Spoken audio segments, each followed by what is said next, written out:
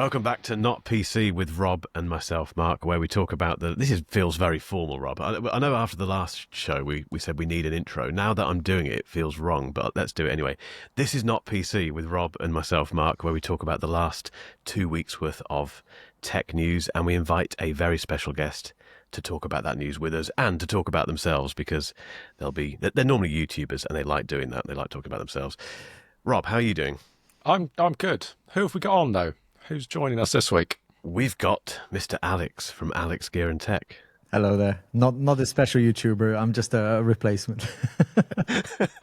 Well, you got a proper intro then. We didn't do that with Patrick last time. We just winged it really. So we're trying to make it a bit more organised. So you're on the proper, not PC.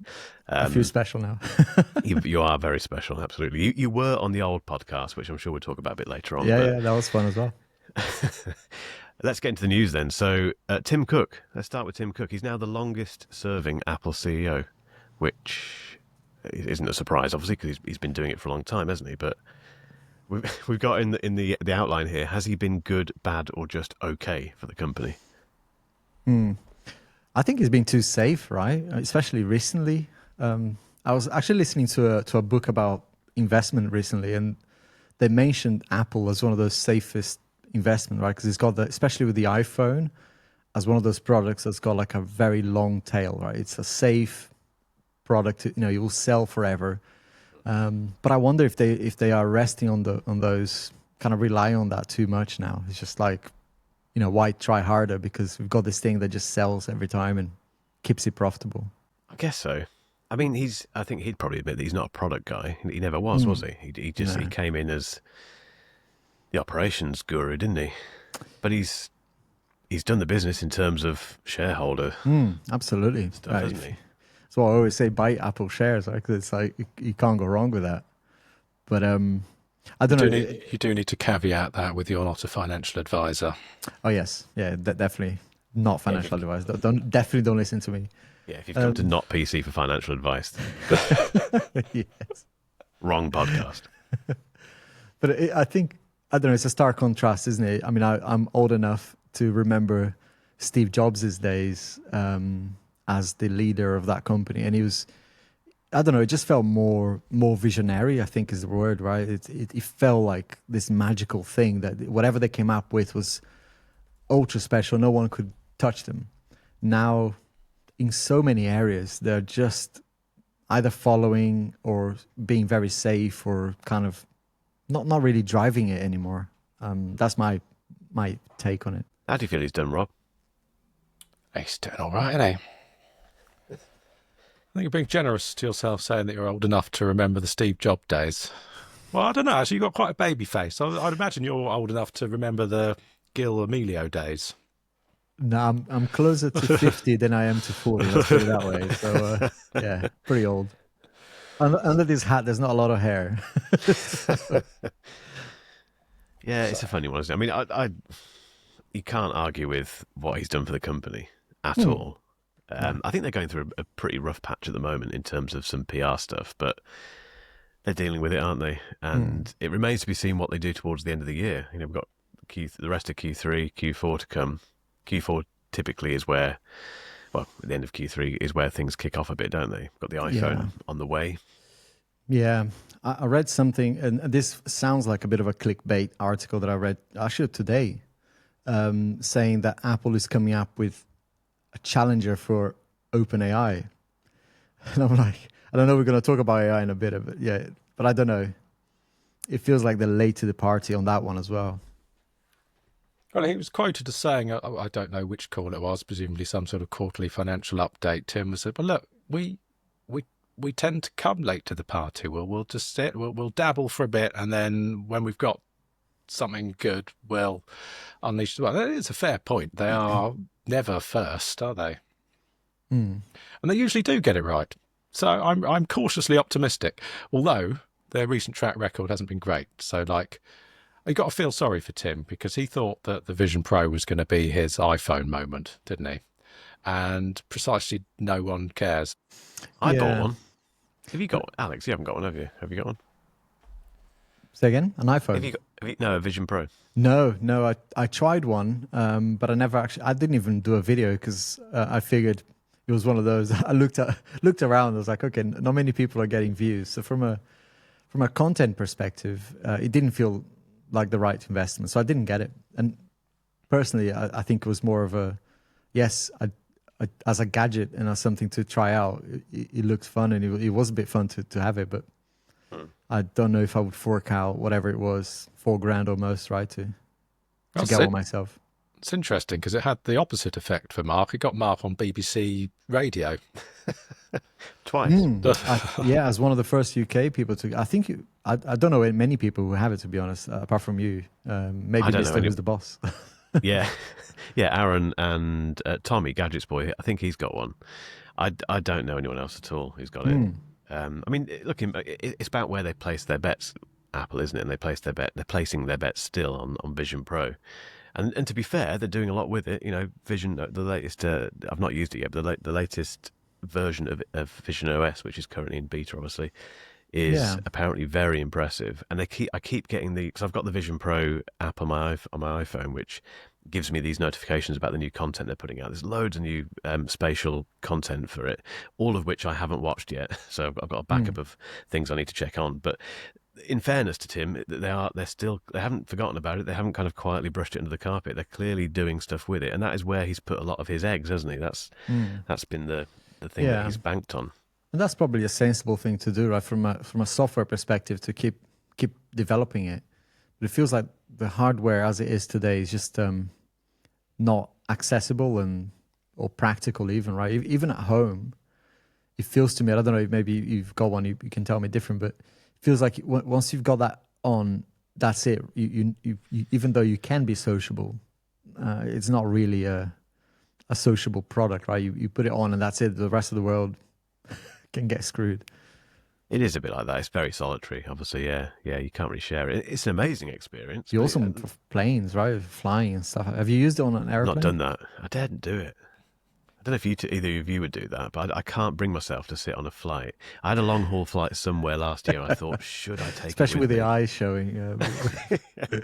I just thought there's two problems. One of them is that you just look like an idiot, and the second thing is the weight, and just adding it to your hand luggage is just massive. So it didn't really make sense from that perspective. But even if it wasn't too tricky to carry around, I don't think I could do it. And also, as you know, Alex, because I'd be making a video about it, I wouldn't just look like an idiot wearing it. I'd have to then have a camera filming me and doing the whole vlogging thing and look like a double idiot doing it. So, no, I haven't. It's one of those things. If we're not Casey Neistat, right? I mean, he can get into the tube and wear one of those, and it's fine.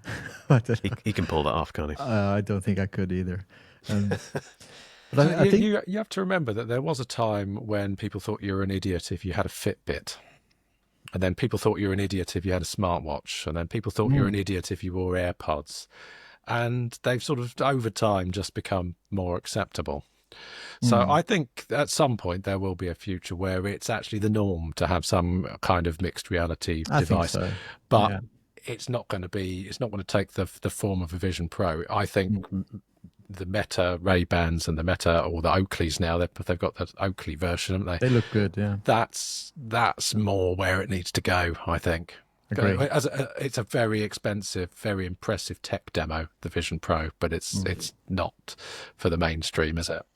No, that said, there's rumours that Tim Cook has apparently kind of hinted that there might be an update this year. I'm not sure if that's right, but that's something that came out in the press recently, that we may see something for Vision Pro this year, which feels a bit early, doesn't it? I don't know if that's got to be the way forward, though. It's a shame that in a way, it's Apple, right? And they don't typically compromise on quality, right? So if it's not what they perceive as the best, they won't put it out. So I wonder if they're not compromising on that and coming up with a less than ideal Vision Pro. But I think that would probably be the right move, to make it more accessible, make it something that you can wear. I think it was 2021. I think I even did a video about this because there was a hint of one of the WWDCs back then. The emoji that they used in the kind of the adverts for it had someone wearing glasses and some reflections on the glass. And I thought, this is it. This is the Apple glass, as we were calling it back then.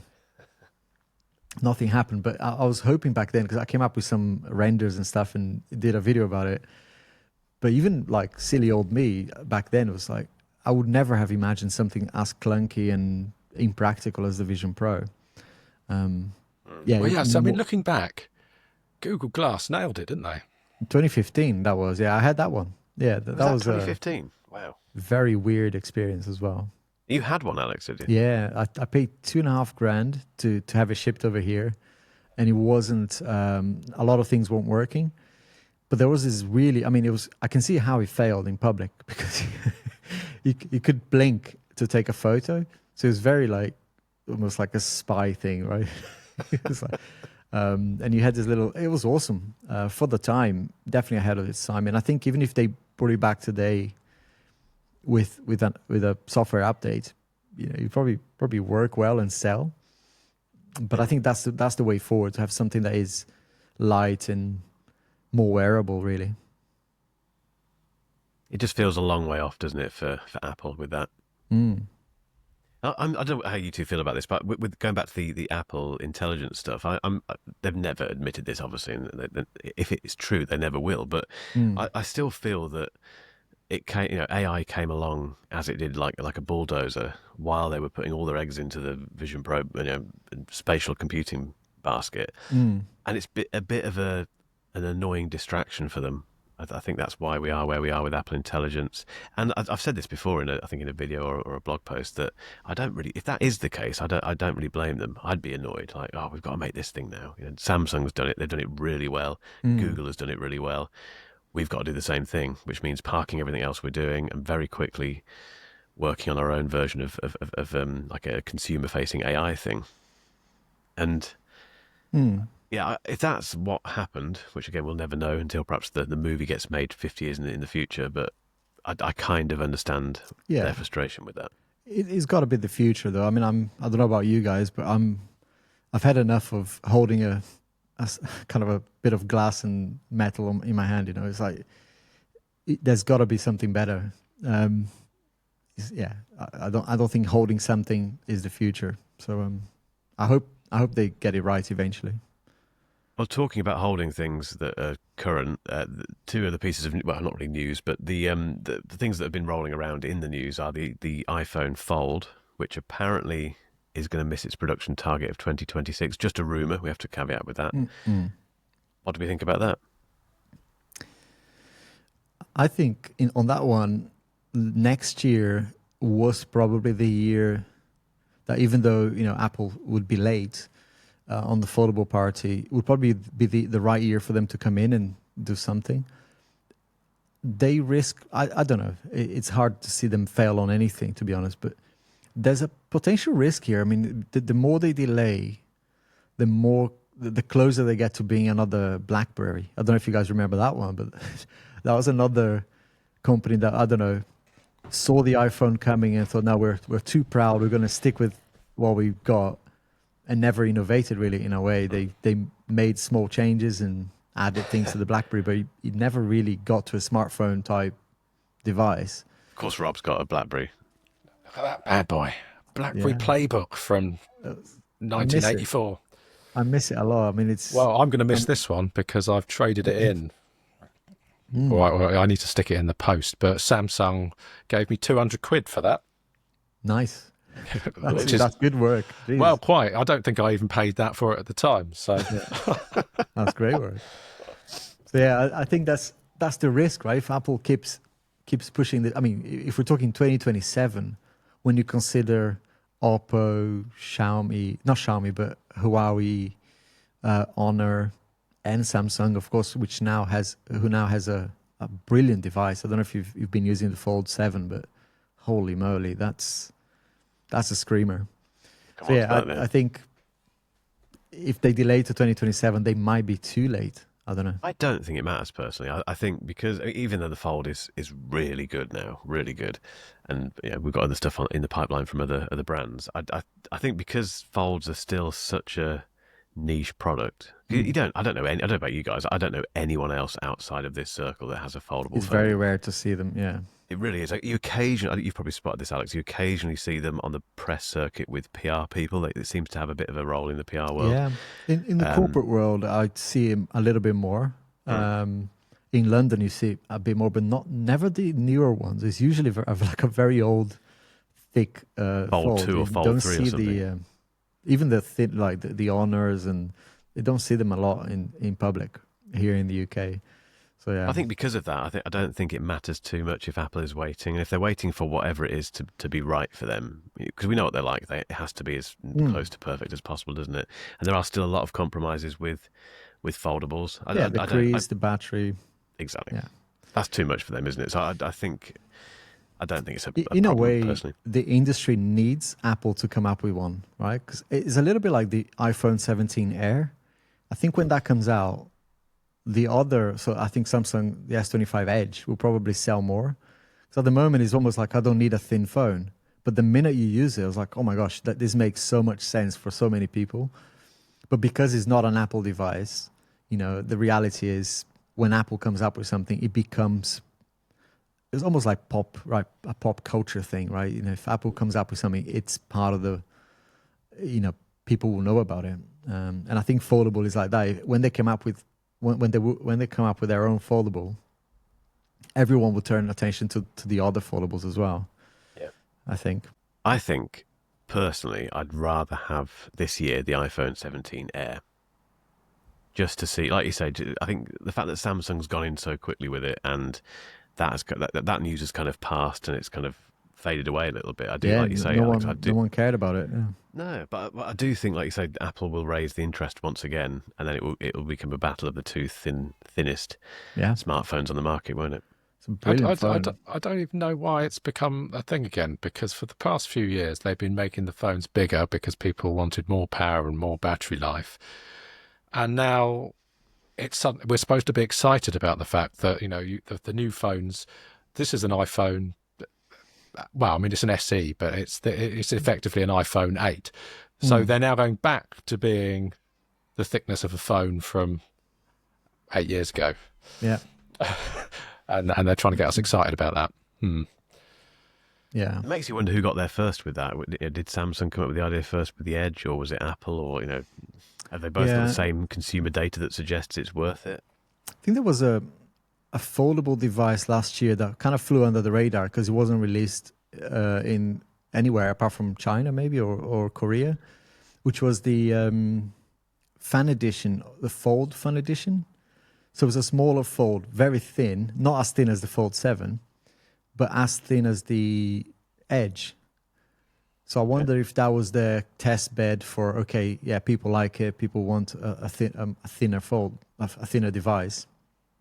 There's definitely compromises, right? Because the battery is smaller, and and they haven't really adopted the new silicon carbon stuff, which is supposed to give you very quick recharge and a little bit longer, kind of last for longer. But longevity-wise, it's not going to last as long as the lithium ones. So it's another kind of point of contention there. A lot of people go, right, my battery is 6,000 milliamp or whatever, but in 2 years' time, it will be degrading quite a bit faster than the lithium ones. Yeah. Talking of the Fold, Rob, have you got some news for us?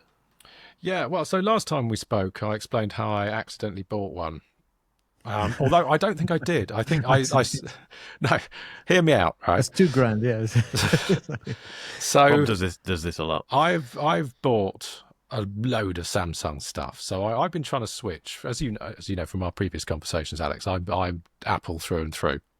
But I've been trying. I've genuinely trying, and I hope Mark will back me up here. I've genuinely been trying to switch to Android, and I have failed for 4 years in a row. So I've had an S21 Ultra, an S22 Ultra, so S21 through S24 Ultra, and in between I've tried out some other fun stuff. So I had the Nothing Phone 1 and 2. I've skipped the 3 because it's too expensive. I've had some other stuff. So just it's always come up short for me. So I've always been just a little bit too unhappy with the camera quality or the battery life, because I you know, the earlier ultras, each generation they kind of fixed a bunch of stuff, but then there was something new. So like they used to have Exynos chips, and the cameras were genuinely slow, and there's, I think even hardcore Samsung S22 Ultra was terrible. yeah, and so what's important to me is the ability to take a photo of family moments. I've got 2 young kids, and they're tearing around. They're not going to sit still for you. I want to press the button, capture that moment, and have it be what I saw. So the S24 Ultra was the last Samsung phone that I bought. I didn't bother with the S25 because it's got the same sensor as the S24 Ultra. Yeah, I mean, it's got a newer Snapdragon chip and the image processing is slightly better, but I didn't feel it was worth upgrading, so I didn't bother. But my issue with the S24 Ultra is it's the least worst Samsung phone I'd had to date, but it still missed enough photos that I know I would have got on another device that I couldn't use it as my daily phone. Regular listeners will know that I consider it a competitive sport to acquire things as cheaply as possible. So just for a laugh, I just wanted to see how cheaply I could get a Fold7. I had no intention of buying one, but I always jump through the hoops. I sign up for the Samsung Unpacked to get the pre-order coupons and the bonus accessories. And, you know, if you order using the Samsung Shop app on another Samsung device, then you get another 5% off.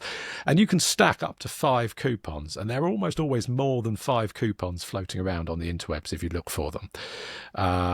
And some of them will cancel out the effects of others. And so it's a bit of a game seeing how many coupons you can stack to get as much money off and as much free stuff as you can. Now, as I say, I've bought a lot of Samsung stuff in the past. I bought watches and phones and all sorts. So I'm pretty familiar with the checkout process on the website. But this year I used the Samsung Shop app, and I'm absolutely certain that there is one fewer step than there is on the web. So I was expecting one more confirmation screen, and the button said continue. It didn't say pay now, buy now. It said continue. So I hit continue, and it's like, thanks very much for your order. It'll be with you by the 1st of August. And to be fair, it did. It arrived early. It arrived on the 28th of July. So that's quite good. That's great UI UX design there. Whoever did that. It's very, very sneaky. But the deal I got was phenomenal. They're very good on this. Even, I mean, if you're in America, it's even better, right? But for us here in the UK, they're not as good. But yeah, you can still. I would never recommend anyone pay full price for not just Samsung, but any new device. It would be insane, right? Because there are discounts everywhere. Oh, is that back to front? No, it's good. So look at that. Hang on, let's close Riverside for a second. Can you see what I'm seeing? You look at this list. So there's my 4 stacked promo codes. As I tried for a 5th, but it sort of broke stuff. But all of this stuff. So like I got 10% off a watch, in addition to £50 off a watch. I got £100 off the Fold, another £50 off the Fold, 30% off accessories, and some free Galaxy Buds 3, which turned out to actually not be Galaxy Buds 3. They're Galaxy Buds 3 Pro. Wow, that's really good. Nice. So I mean, so I saved £1,356 with coupon stacking and all of this stuff, and I've traded in. So I've got a Watch 8 as well. I've traded in a Watch 6 that I got free with the purchase of my S24 Ultra from doing a similar thing 2 years ago. So they've given me 60 quid off a new Watch 8 for a watch that I got free, which is brilliant. That's and then insane. This year, for some reason, if you trade in any tablet in any condition, they'll give you 200 quid, which is where the playbook comes in. So that's, I mean, it still works. It's still holds a charge, and the QNX operating system, it still looks, I mean, it looks dated, but it's pretty nice. So the Fold was less than £1,000 then, or way less? Way less than £1,000, yeah. So basically I got a full Samsung ecosystem. Basically I got a bendy phone, I got the latest watch, the bottom tier, because I'm not really interested in the classic or the ultra, and I got some earbuds for less than it would cost me to buy one iPhone Pro Max. Yeah, that's crazy. They're super aggressive, aren't they? When they clearly want to just be on people's hands and get more of that share in the market. I mean, to be giving away that much, yeah, that's crazy. Yeah. So It's a countdown to Rob just getting a phone for free in the future. He won't pay anything. And if you for add Alex G-Tech to your disc, just kidding. You could have gone another 100 quid. So look at that, 140 quid for a 44mm Watch 8. Insane. Mental.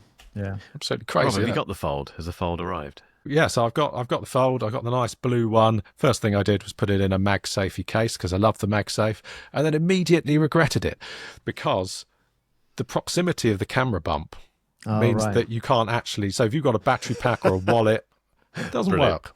Yeah, Amazing. It's good for car mounts, but not much. Good for else. car mounts and not much else. Yeah. What do you think about the phone? What do you think I think about the phone?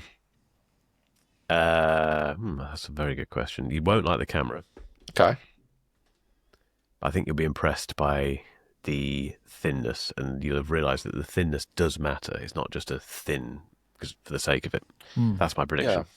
Well, so previously my issues have been the camera, and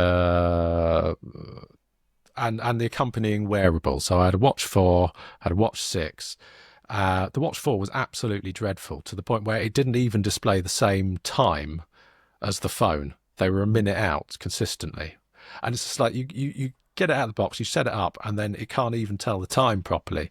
You're like, this isn't going to go well. And I think the Watch 4, I don't know if you ever had a Watch 4. Of course you did.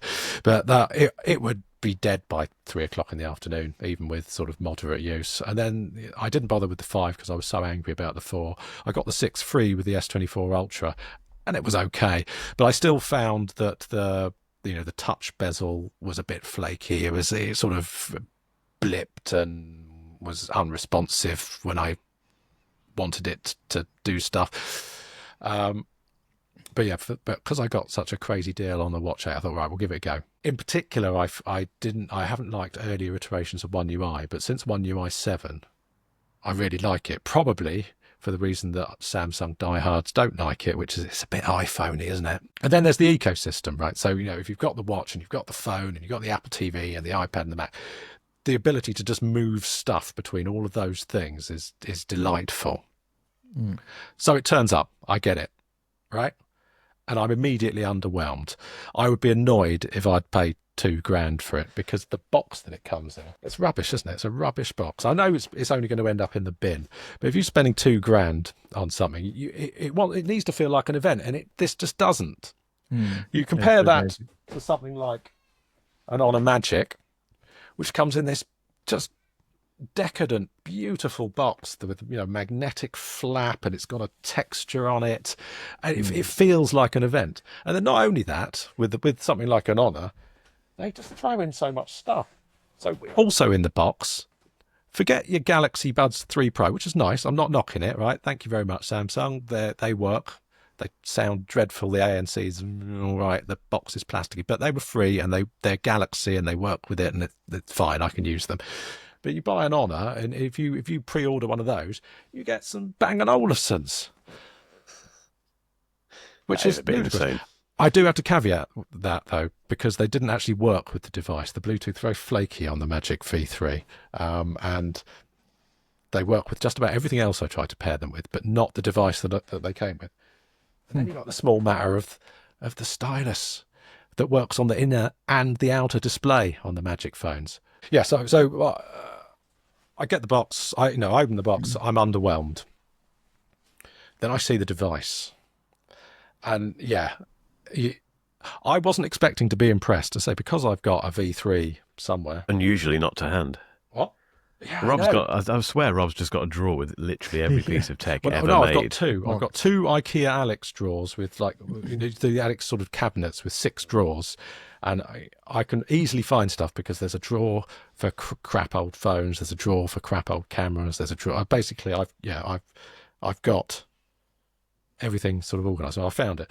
Yeah, so it's roughly the same sort of dimensions. I wasn't expecting to be as impressed as I was because it even though it's a fraction of a millimetre thinner, I think it's the weight. It's much lighter. and it And the feels camera lovely. bump is very It's the different. balance as well. I think that the Honor, it doesn't feel as balanced in the hand. That camera module feels almost like it's always trying to tip over when you're holding it. Well, Yeah, until you Samsung put it are- on a desk, and then Yeah, it's that's ridiculous. it's You do get the definitely wobble a stuff. Yeah. seesaw. Isn't it? So It's yeah. hard not to be impressed by the hardware, isn't it? Well, yeah. So I mean, I pick it up, and I do get that new gadget rush. That oh, okay, that's pretty cool. And then I immediately miss the anti-reflective coating of the S24 Ultra, which is witchcraft. However, with the official Samsung MagSafe case, you get a film. You get an anti-reflective film, which gets you maybe 85% of the way there. I mean, obviously it means having a horrible bit of plastic stuck on the front end. It'll probably get scratched up horribly in my pocket over time. But they've got a spare one. So I fixed that. I'm all right with that. The displays are nice and crisp, but they're much lower PPI than both the S24 Ultra and the Magic V3. But it's fine. You know, at the sort of distance that you're holding an 8-inch tablet away from your face, it's actually quite nice. I do find it. I find it trickier to open than other foldables. Yeah. That's a thing now. I've fumbled it on more than one occasion. But this is what you really want to know, isn't it? Do I get on with the camera? Yes, and I don't understand why, because it's the same sensor that's in the 25 Ultra. It's the same, which is the same sensor that was in the 24 Ultra that I didn't get on with. So I don't know if it's something to do with the Snapdragon Elite image processor or software optimizations or some other magic sauce that they've applied.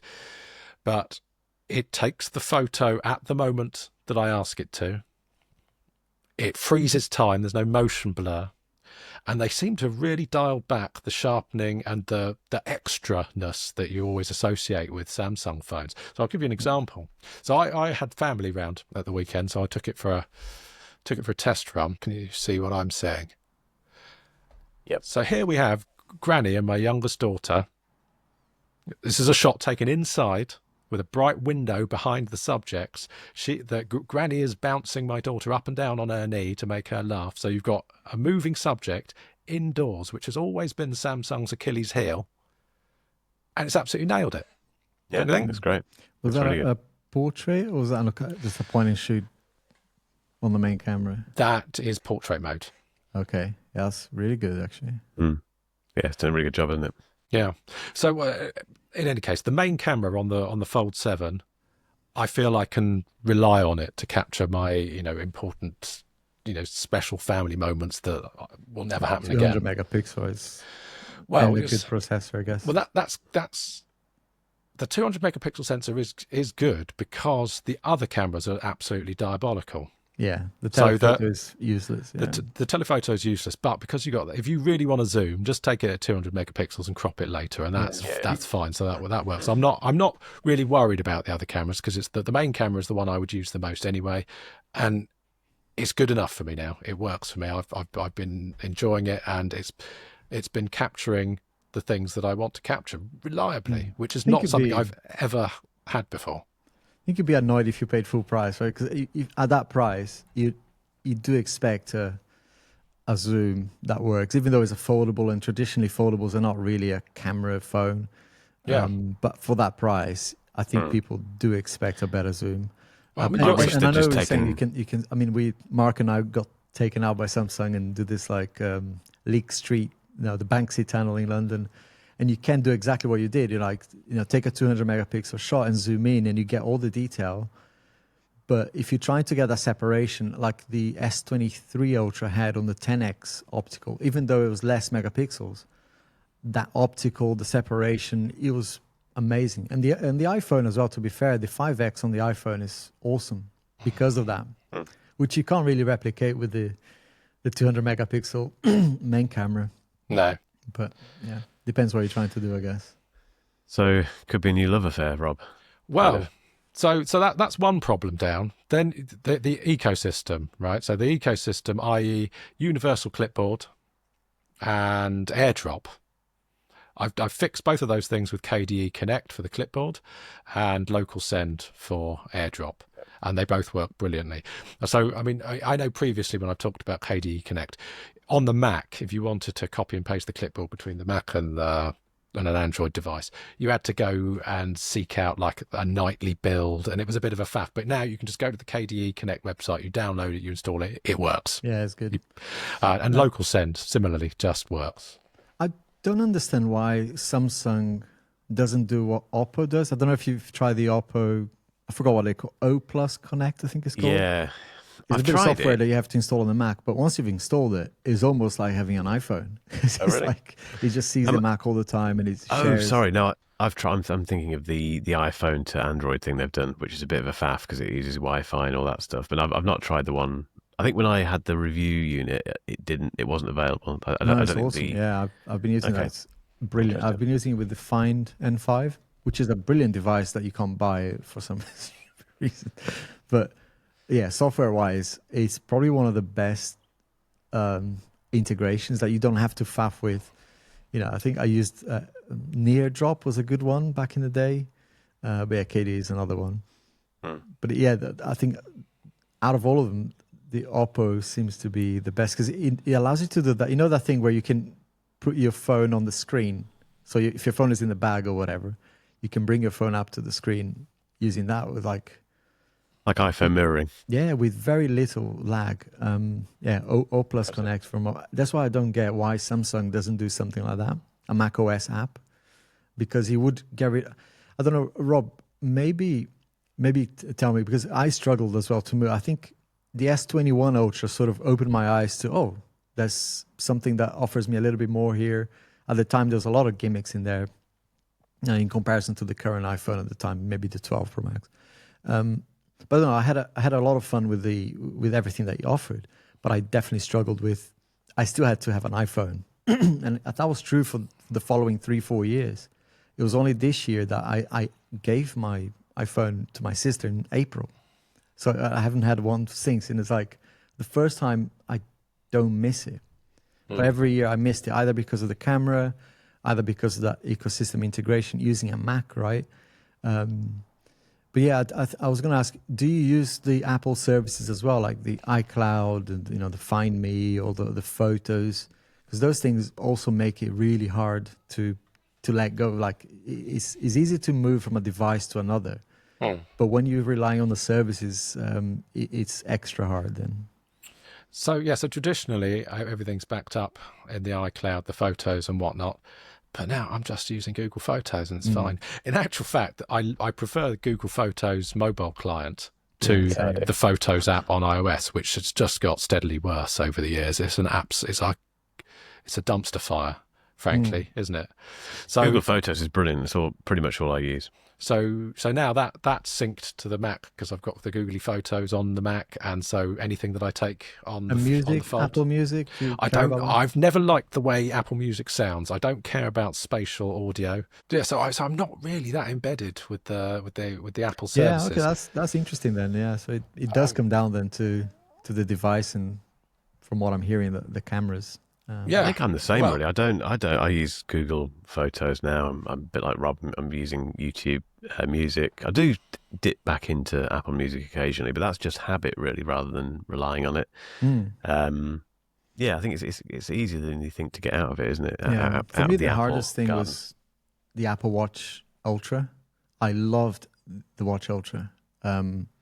And for a while it felt like impossible. I even went to the extreme of buying an iPhone 13 mini to have it just to make my ecosystem work. Now it's like, okay, that was silly because using a Garmin, for example, and every now and then trying this is the Watch 8 Classic. Kind of gets me.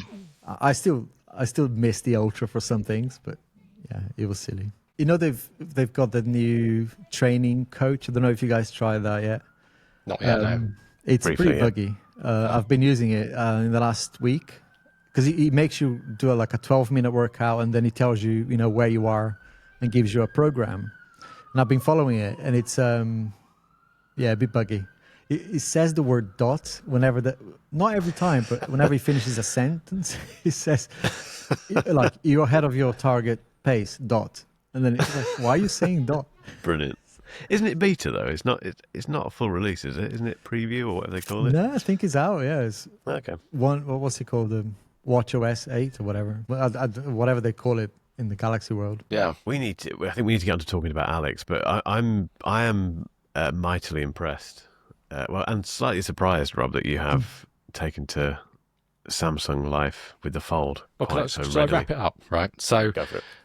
we've covered the camera, we've covered the ecosystem, apart from the Apple TV remote. But I'm going to revisit Chrome, my Google TV Chromecasty thing, and see if I can get on with that better. But as part of this pre-order deal that I got for buying a watch, for buying the Fold 7, I think it's any Samsung, any new Samsung device, you get 6 months of Google One. Nice. So I have got Gemini 2.5 on my wrist, which is bonkers. That's insane. Yeah. So I was just doing. I was testing it out. So I can now do what I used to do with my Apple Watch and phone. I can ask Gemini to remember stuff for me. It goes into Samsung reminders, which is not great, but it's at least I can have a separate due date and a notification date. So, you might want to have a date by which something has to be done, and then a date where you think that you're probably going to be able to do it.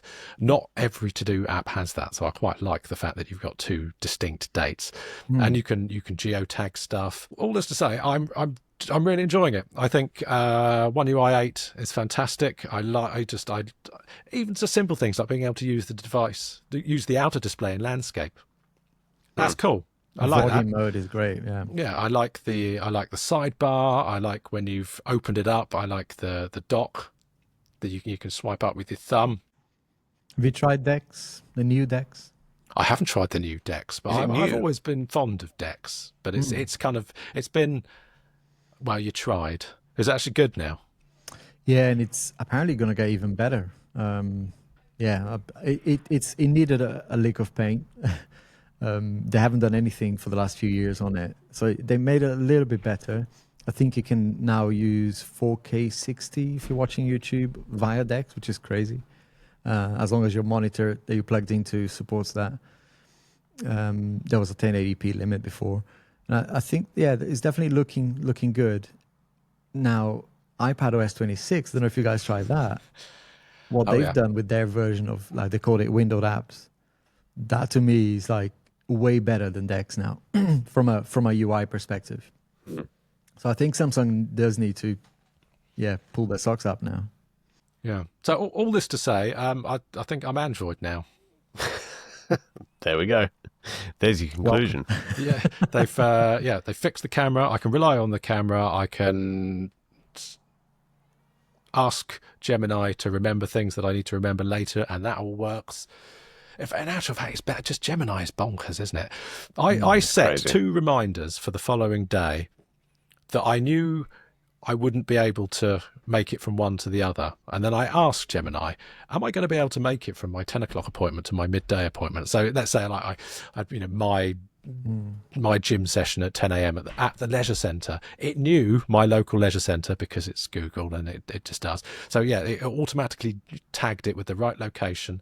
And I've got a meeting in London, Waterloo. Can I get from my gym session to my meeting in London? Just using completely natural language, and it listed everything. So it said, well, if you're travelling by car, no. If you're travelling by train, definitely not. But it just blew my mind. It is great. It is nuts. I used it with my son. We were playing, I think it was a Marvel character Snap game. And it was just all like laid out on the sofa, all these little cards and things. And I just pointed the phone at it and used the visual thing. Was it live, Gemini Live?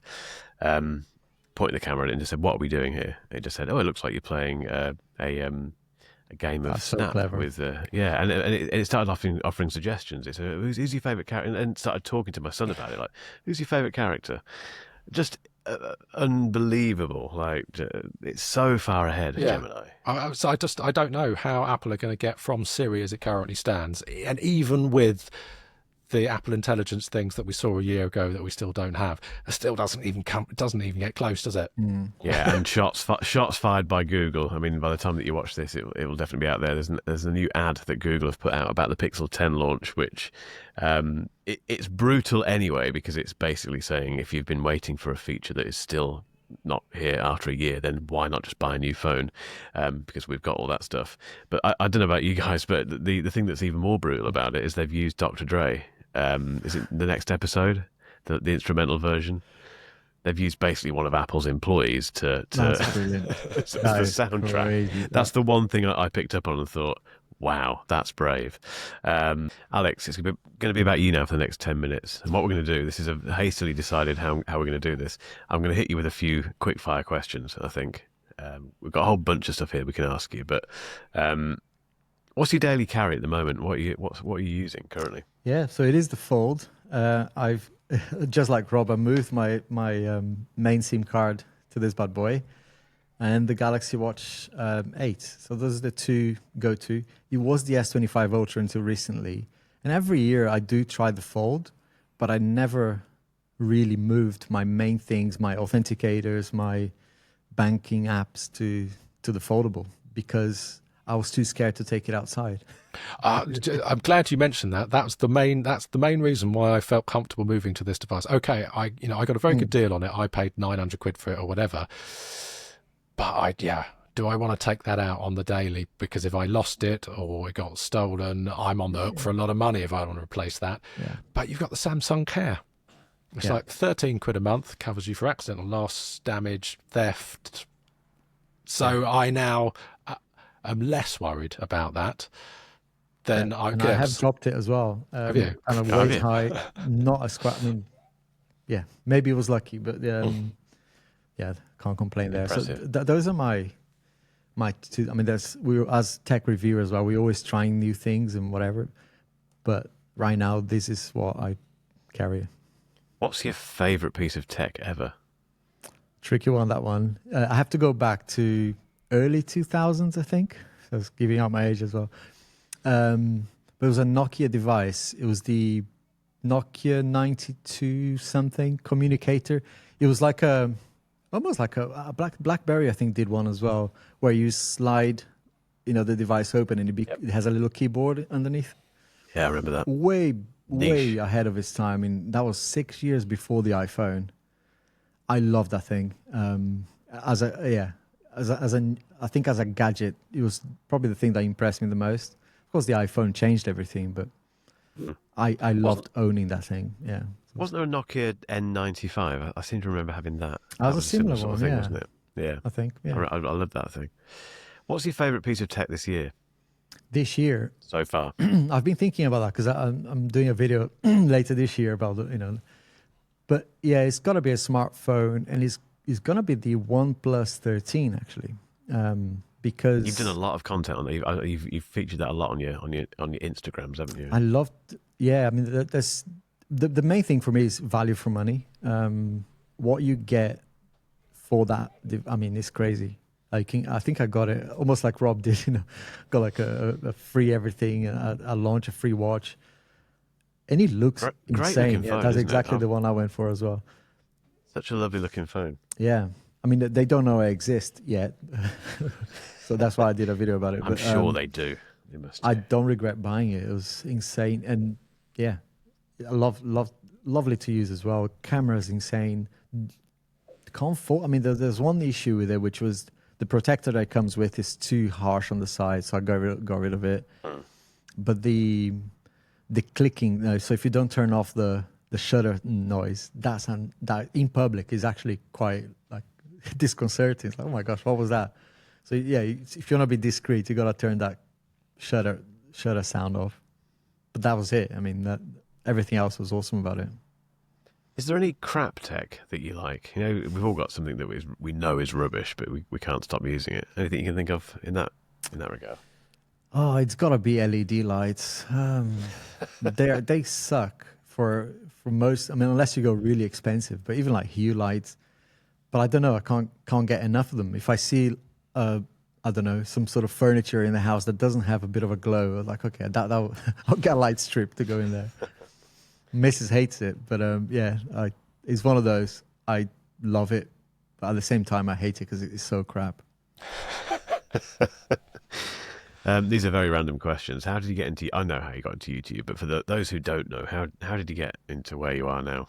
Yeah, I mean, a long story short, it was during COVID, and I was at the time recording videos for my son's football team. At the time, he was 6, so I was like under 6 football team, and to stay active on during COVID, I just did a bunch of videos in the garden, just to kind of say, you know, here's practice this, you know, against the wall or with your parents or whatever. And I just got absolutely involved in microphones, lighting, cameras. Still took a long time after that to start a channel. But yeah, that was how I started. I did have a couple of channels beforehand just to kind of get used to it. One was about football boots, actually.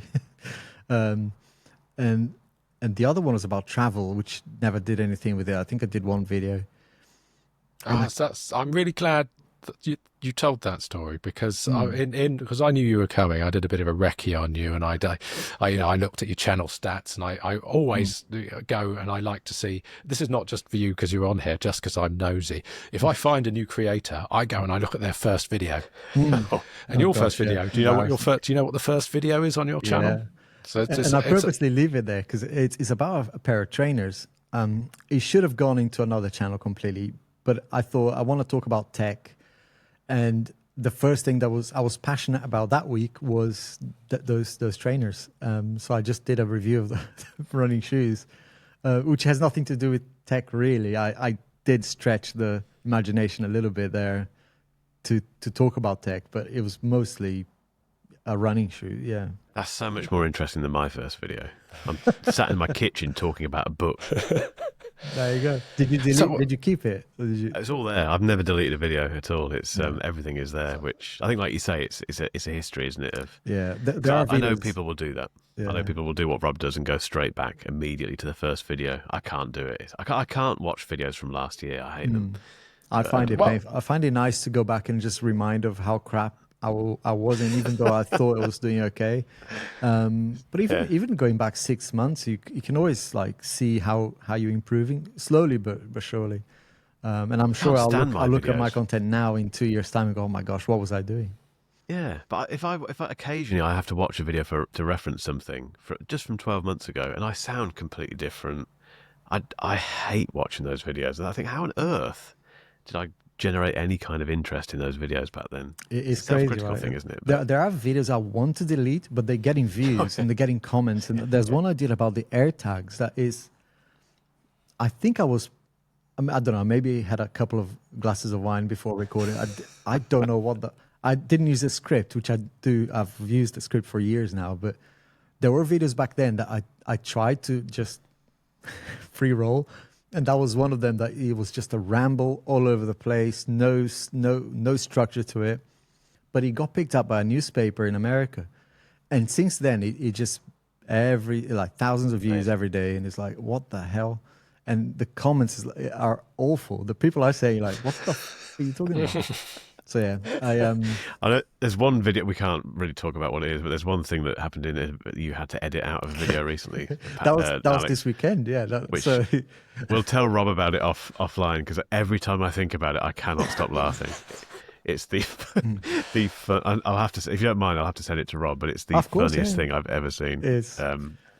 Remind me, Rob, I'll send you it. But a viewer actually had to contact me. You know, they went, instead of leaving a comment, I think they left a comment as well, but they also went into my website and sent me a Squarespace form to tell me, hey, you might want to review that video. Glad they did. Oh yeah, no, it was demonetization material. Yeah, we're being very cryptic here, but there was something playing in the background. It wasn't what you think it is. It wasn't anything like that, but it was a movie playing in the background, a completely It was probably a PG movie as well. It's not even. Yeah. But the scene. Anyway, we'll tell Rob later, because it's the funniest thing that's ever. It is funny. I had to blur it out. Right, your go-to gear and software for YouTubing. So gear, I mean, it's a funny thing, right? Because the reason I took so long to start YouTube was because I was waiting for the right camera, the right lighting, and it's just yeah. Anyway, we'll skip that bit. But right now, it has to be my camera, the FX3. You probably have one of those, Mark. Yep. It's an awesome bit of yeah, fantastic. Best thing I've ever bought, ever. Not just I for love YouTube, the just ever. A7S3 is another one that one is the one I take outside. Same sensor, right? But yeah, if I have to buy another camera, it would probably be another FX3 or something like that.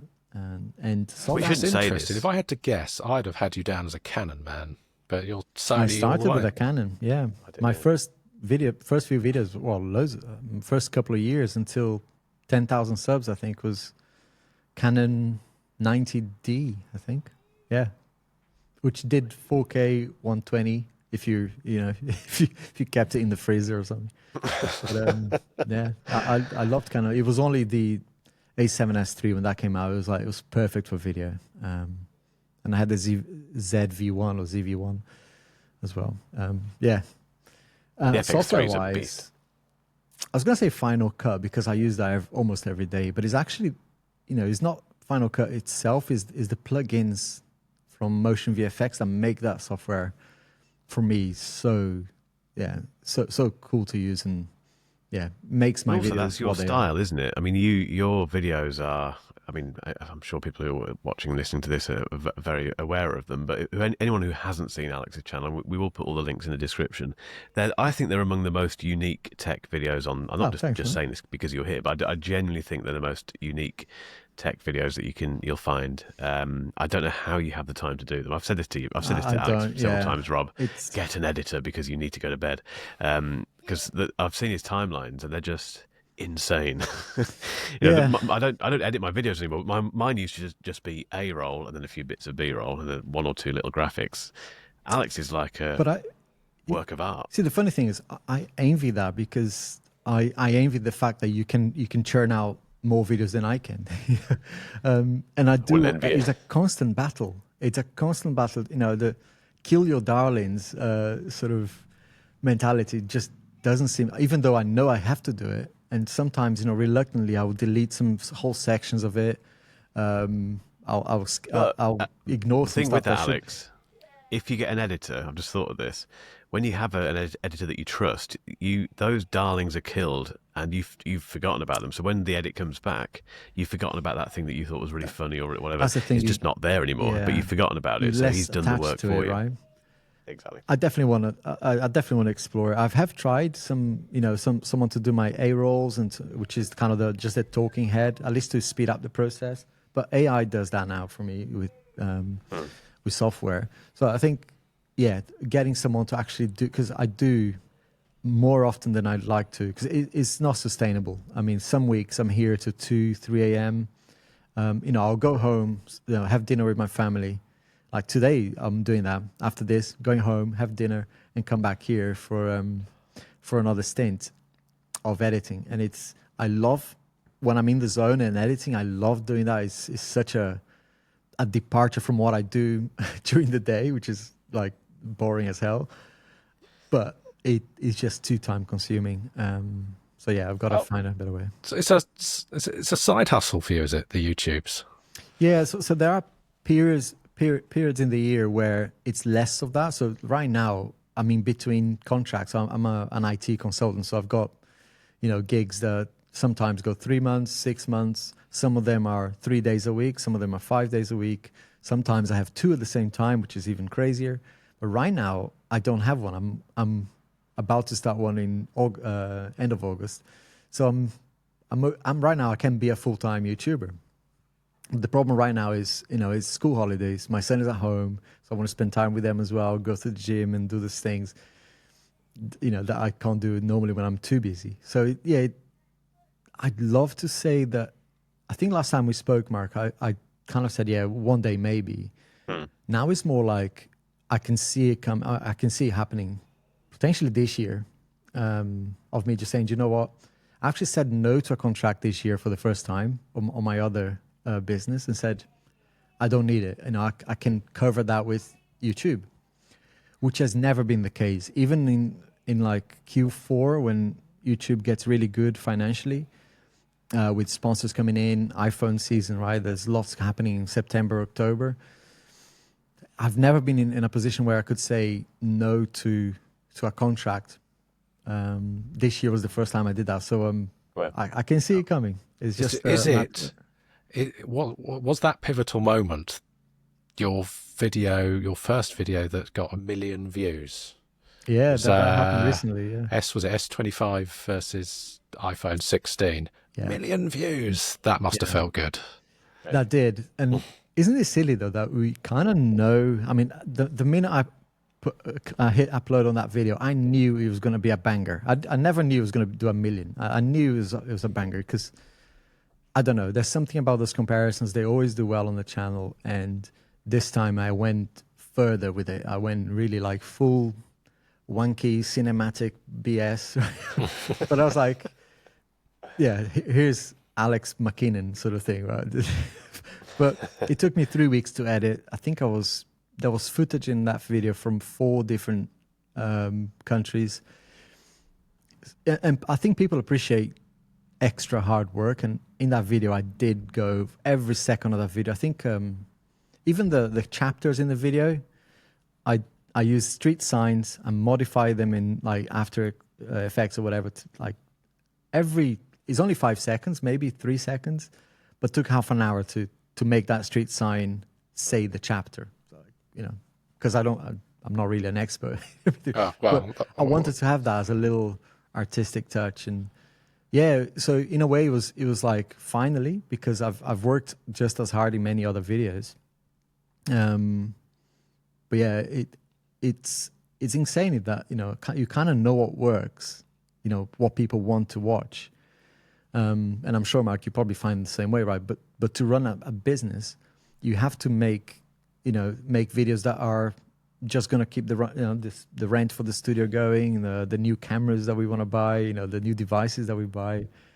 So if I was to make just one of those bangers a month, it just wouldn't pay for the stuff. So it's a strange one. Because and you can't chase that, can you? You have to chase the good average views. As you know, Alex, what matters is with sponsors is being able to show a channel which has a nice average and safe. It's so silly, view count.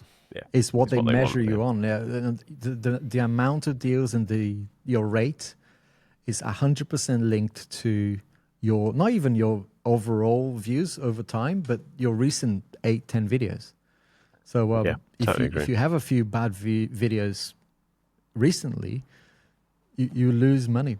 So yeah, it's a tricky one because you gotta always have to be making sure that you produce good enough content to get enough views. The other challenge is you get an offer that a sponsor will come in. So can you do a dedicated 8 to 10 minutes video, and they will pay over the odds for that. And you say, on one hand, you go, well, that'll pay for the rent for the next 6 months. So yes, you say yes to it, but you get 2,000 views. On a channel with over 150,000 subscribers, that sticks out like a sore thumb. Yeah. And you go into these vicious cycles then, because then people coming in for new deals will look at that video and go, whoa, what was that? They won't see that it was a well-produced, it was pretty much the same quality as any other video. But they'll look at the view number and go, I'm not investing in this channel. Oh, I won't, unless you guarantee views, which is another trap. But yeah. I think my mum asked me recently, what's the worst thing about doing what you do? And it immediately the answer was just constantly chasing numbers. All you ever think about. There's lots to do in these businesses, obviously, but you spend most of your time looking at numbers, whether it be view counts or, like you say, sponsor offers or whatever it might be. It's just a constant focus on numbers, most of which you cannot control. Most of them, they're all kind of external factors, and it's tricky. On that note, and this is the last quick fire questions because it's kind of in 2 parts.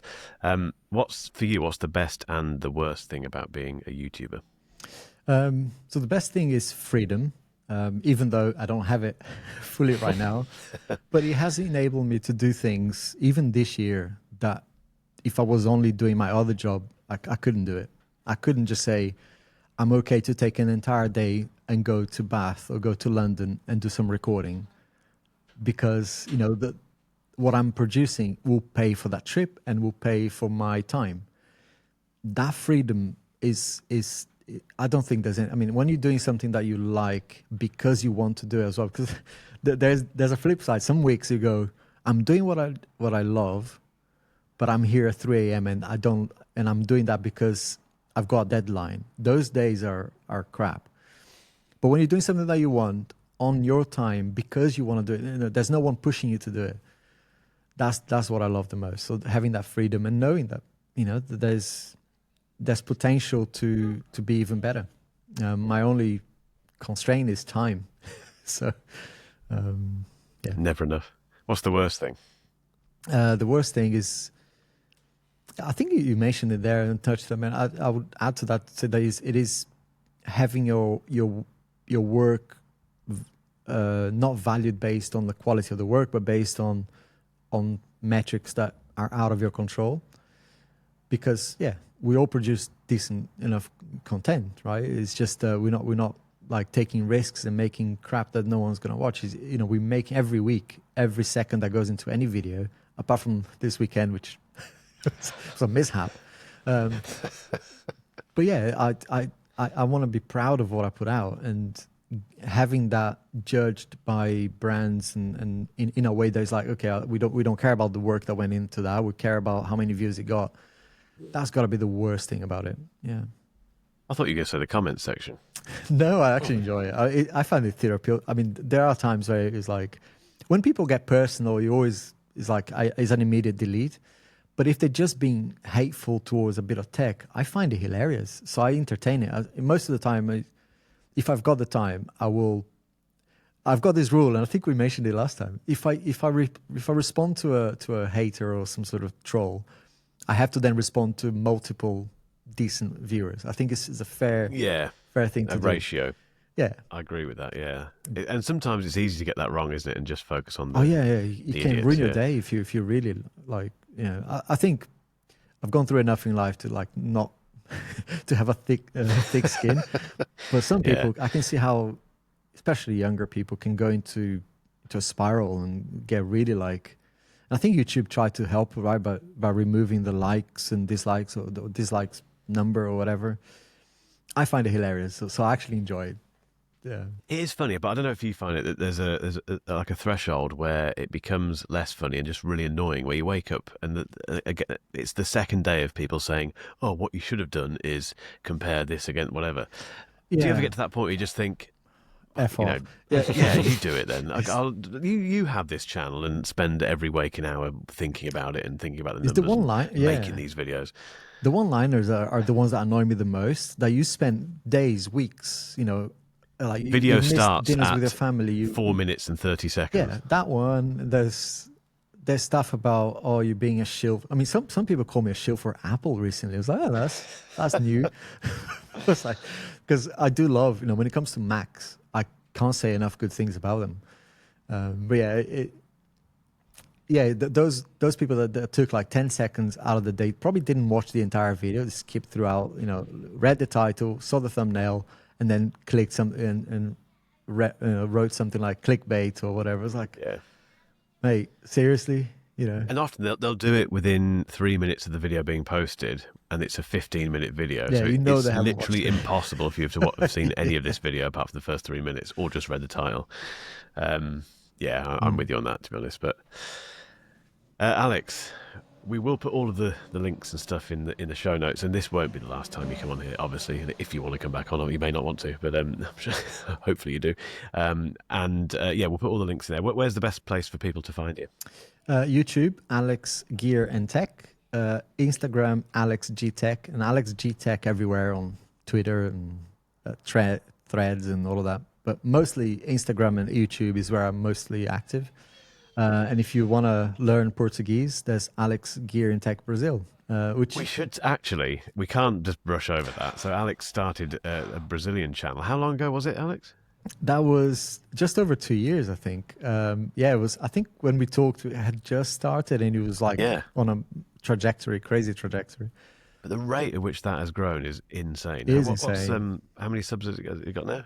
Just over 100,000 now. Yeah, I just got the plaque this week, so yeah, really proud about that one because it was one of the, you know, I should invest more time because the return on investment from a subscriber's perspective is insane over there. The only trouble is very little in sponsorships. I got one recently from a Brazilian bank, which is crazy. So if that continues, then maybe I can balance it more, maybe, you know, kind of divide my time a little bit better. But right now I can do one video in Portuguese a month. So I usually choose one that's done well in English, and then I kind of re-record in Portuguese. Yeah. Alex being Alex, you don't just dub it. You do the same thing again. Yeah. but for the other channel, amazing. Alex, mate, thank you for coming on. My pleasure. Rob, before we go, just the silly thing, very, very quickly, because just to point people in the direction of this, we always have a silly thing at the end, which Rob always finds. I don't think I've ever contributed to this, but go for it, Rob. What's the silly thing to sign off with? It's a game. It's available pretty much everywhere. It's on the Switch and the PS5 and your Steams and even the Mac App Store, everywhere at launch. Nice. It's from Panic. You know, we've talked about we love the Panic, responsible for the play date. I'm at an age where I do not have time to play epic, you know, huge. I haven't got time for your Cyberpunks and your Witchers. No. I will probably get the necessary equipment to play GTA 6 when it comes out in 2030. We all will.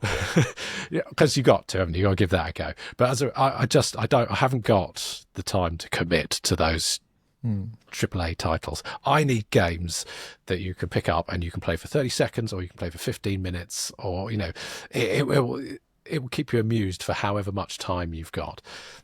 This is one of those games. It's called Time Flies, and it's got a very interesting graphical style. It's completely black and white pixel art, and you play a fly, a house fly. You're a literal fly on the wall. I don't know have either of you played have either of you played Untitled Goose Game? Briefly, after you mentioned it. Untitled Goose Game is a game where where it's the tagline for the game is, it's a beautiful day in the village and you are a horrible goose, and you essentially just go and terrorize a lovely countryside village.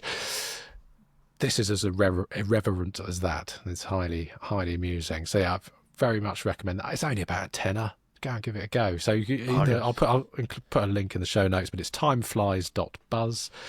It's a cheap game, but it's worth the money, in my opinion. Awesome. Nice. Thanks, Rob. And thanks to everyone for listening and watching. We should say, as always forget to say this, but this is on YouTube as well, this podcast. So you can find Not PC on the YouTubes, but obviously also, if you're watching us on YouTube already and you fancy listening to it, we're on the podcast net. Whichever way you've come in, it's on either side. So make sure you hit subscribe and like and all that stuff and get commenting. But yeah, Alex, thanks again for coming on. It's been fun. We'll have you on again soon, I'm sure. And thanks, you. Rob. This has been awesome. We need to get Patrick back, because just for your benefit, Alex, is Patrick. We meant to do this with Patrick 2 weeks ago, but the whole conversation got derailed and we didn't find out anything about Patrick. And so I'm really glad to know more about you and your channel and the love that goes into your content. Yeah, thank you. Thank you for coming on and talking to us. I think we should just leave Patrick as a mystery. We don't know anything about Patrick. Mystery man. Anyway, guys, thank you. Cheers, guys. See ya.